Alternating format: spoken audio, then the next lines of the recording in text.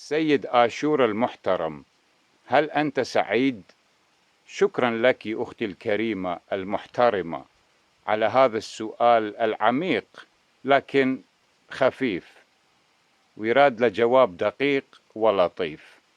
لا، أني مو سعيد، والصراحة راحة البال والروح، ولم يكن يوما ما هدفي أن أكون سعيدا، لأن السعادة شعور غير ثابت ويحتاج الكثير من الطاقة للاحتفاظ به.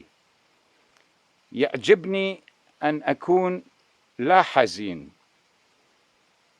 المهم عندي أن لا أكون حزينا، وبهذه الوضعية أقدر أن أبدع في مساعدة رفع الحزن عن الحزين، وهذا هو الأهم.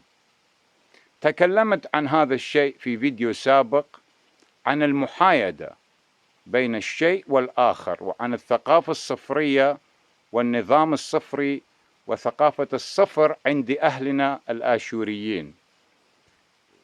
من الضروري عندي أن أكون بين السعادة والحزن، حينئذ أقدر أشارك الحزين في حزنه بصدق، وأقدر أن أشارك السعيد في فرحته بصدق، وهذا الشيء يكفيني في الحياة.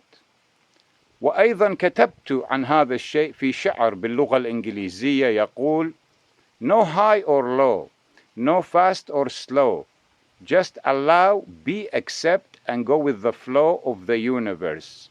لا عالي ولا ناصي، لا سريع ولا بطيء، فقط كون، تقبل وامشي مع التيار الكوني.